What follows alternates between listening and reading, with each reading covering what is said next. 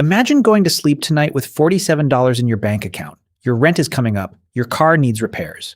There's a bill sitting on the kitchen table that you've been avoiding for 3 days because looking at it isn't going to magically create the money to pay it.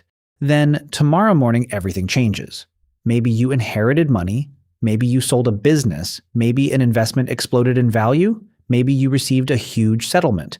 However, it happened after everything is finalized. You look at your account and see a number you've never seen before. $1 million.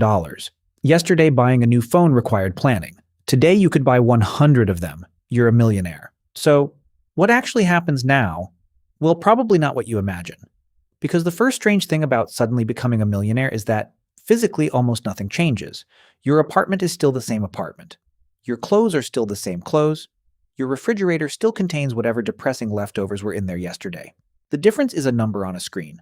But psychologically, that number changes almost everything. For someone who has spent years worrying about money, the first feeling might not even be excitement. It might be relief. That overdue bill? Pay it. Credit card debt? Gone. Car repair? Do it. Dental appointment you kept postponing because it was too expensive? Book it. And this is where becoming wealthy can feel almost magical. Not because you suddenly own a Lamborghini, but because ordinary problems that once caused enormous stress can disappear with a few clicks. For the first time in years, you might go to sleep without calculating what will leave your account tomorrow. But then comes the dangerous part. You start realizing what else you can afford. That old car suddenly looks terrible. You could replace it. Your apartment feels small. You could move. Your phone is 2 years old. Why not upgrade? You've always wanted to travel. Why not book business class? And individually, none of these decisions seems ridiculous. Suppose you buy a $70,000 car. You still have hundreds of thousands left, so you upgrade your home. Maybe you put $200,000 toward a house. Still plenty of money. You buy better furniture, new clothes, a beautiful watch, a huge television. You take your family on vacation. You start eating at restaurants where you previously wouldn't even look at the menu. And every purchase produces the same comforting thought. I'm a millionaire. I can afford it. But there's a problem. You may have become a millionaire overnight. Your financial habits didn't necessarily become millionaire habits overnight. If you've spent most of your life earning just enough to survive, nobody magically downloads decades of wealth management experience into your brain when the money arrives. And $1 million is simultaneously a huge amount of money. And much less money than it feels like. Imagine spending just $1,000. Compared with $1 million, that seems almost meaningless. Do it again tomorrow. Still nothing. Again the next day. And again. At $1,000 every single day, you're spending $365,000 a year. Suddenly, your $1 million fortune doesn't look infinite. And that's before major purchases, before taxes, before emergencies, before investment losses, before helping other people, and helping other people may become one of your biggest expenses. Because eventually, somebody finds out, maybe you tell your parents, then your brother knows, then your cousin knows, then somehow a person you haven't spoken to since school sends you a message. Hey, long time no see. And strangely, everyone seems to have a problem that money could solve. Someone needs help with rent. Someone wants to start a business. Someone has medical bills. Someone needs a car. Someone has an incredible investment opportunity. And some of these requests may be completely genuine. That's what makes saying no so difficult. When you had $47, nobody expected you to rescue them. When you have $1 million, refusing someone $5,000 can suddenly make you look selfish. After all, you've got $1 million. What difference could $5,000 possibly make? So you help. Then you help someone else. Then somebody asks for $10,000. Then someone wants a loan. Then somebody reminds you that you helped the other person. And money begins changing relationships that existed long before the money did. You may start wondering, does this person actually want to see me? Or do they want something? And your friends might begin wondering something too. Why is he still letting us split the restaurant bill? He has $1 million. Money can create expectations without anyone explicitly agreeing to them. But let's say you're careful. You don't give everyone money. You don't buy a mansion. You don't buy a Ferrari. You decide to be responsible. Maybe you quit your job instead. That seems reasonable. If you hated waking up every morning for a job that barely paid your bills, having $1 million sitting there makes your boss considerably less intimidating.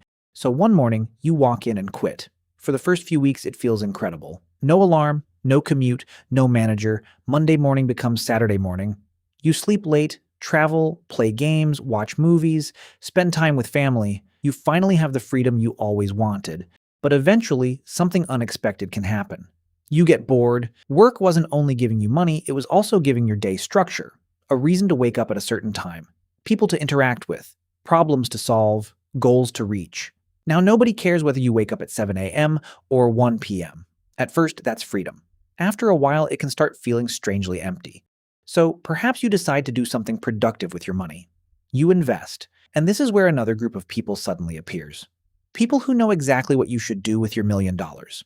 Your friend knows about cryptocurrency. Your cousin wants to open a restaurant. Someone online says real estate is guaranteed money. Another person says the stock market is about to explode. Someone has a business idea that literally cannot fail, and when you have money, opportunities seem to find you. Unfortunately, scams do too. A person who has never managed significant wealth can become an attractive target because there's enough money to steal and potentially not enough experience to recognize the danger. Even perfectly legal investments can destroy wealth. You could put $100,000 into your friend's business. The business fails. You invest $50,000 in something you don't understand. It drops 70%. You lend $30,000 to a relative. They can't repay you. Nobody had to rob you. You simply made a few bad decisions. And now something psychologically fascinating starts happening. Your lifestyle has adjusted. Remember your old apartment, your old car, your cheap vacations, your inexpensive restaurants? Those things were normal before. But after experiencing something better, going backward can feel like failure. This is called lifestyle inflation. When your income or wealth rises, your spending often rises with it. The problem is that your expectations rise too. A $20 meal that once felt like a treat can start feeling ordinary. Economy class feels worse after you've experienced business class. A normal car can feel disappointing after driving a luxury one. The excitement fades, but the bills don't. Your expensive car still needs insurance. Your bigger house still needs maintenance. Property taxes don't care whether your investments had a bad year. The lifestyle you bought once has to be paid for repeatedly. And slowly, almost invisibly, the number changes. $1 million, $900,000, $780,000, $650,000. At first, you're not worried. $650,000 is still an enormous amount of money, so you continue. $500,000, $400,000, and this is where fear can return. The same fear you thought the $1,000,000 had permanently eliminated. Except now, something is different. Before becoming wealthy, you were used to living with little money. Now you've built a life that requires a lot of it. Imagine having to tell everyone that the person they thought was rich isn't rich anymore. So some people take bigger risks. They don't want to slowly rebuild. They want the million back. Maybe they chase a risky investment. Maybe they gamble on a business. Maybe they start trading. Maybe they borrow money because they're convinced one big win will restore everything. And that's how losing money can accelerate. But there is another version of this story. You wake up with that same $1 million. You're excited. You pay off expensive debt. You fix the things you've been postponing. Maybe you celebrate a little, but then you stop. You don't immediately redesign your entire life. You speak with qualified professionals. You understand what taxes you may owe. You keep enough cash available for emergencies. You learn how investing actually works before handing your money to anyone.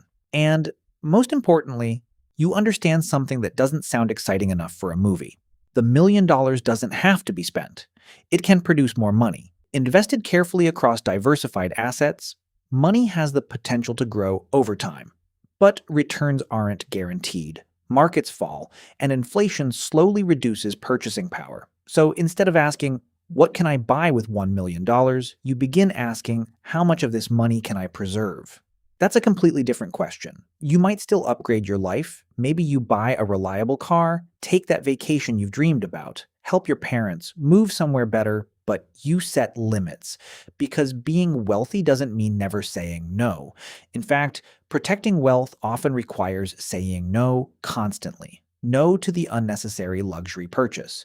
No to the friend's guaranteed investment. No to lending money you can't afford to lose. No to increasing your lifestyle every time your account grows. And eventually, something interesting happens. The novelty disappears. You stop opening your banking app just to stare at the balance. The new car becomes your normal car. The nicer home becomes simply home. You discover that becoming a millionaire didn't transform you into a different species. You still get tired. You still argue with people. You still have bad days. You still worry about your family. You still wonder what you're doing with your life. Money can solve an extraordinary number of problems, especially problems caused by not having enough money. It can buy safety, time, education, healthcare, comfort, experiences, and perhaps most importantly, options. If you hate your job, you have the option to leave. If your car breaks, you have the option to repair it. If a family emergency happens, you have the option to respond without immediately wondering whether you can afford it.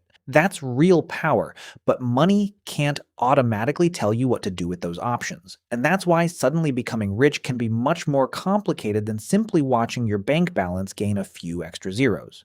Because the biggest change may not happen in your bank account, it happens in your decisions. Before the money, the question was, can I afford this? After the money, the question becomes, should I do this? And those are very different questions. So imagine that tomorrow morning you really do wake up, check your phone, and see $1 million. For a moment, your entire life feels different. You could buy the car, quit the job, take the trip, help everyone, finally get everything you've spent years telling yourself you'd buy one day. But perhaps the smartest thing you could do is almost nothing. Because becoming a millionaire overnight might be luck. Staying one, that's the difficult part.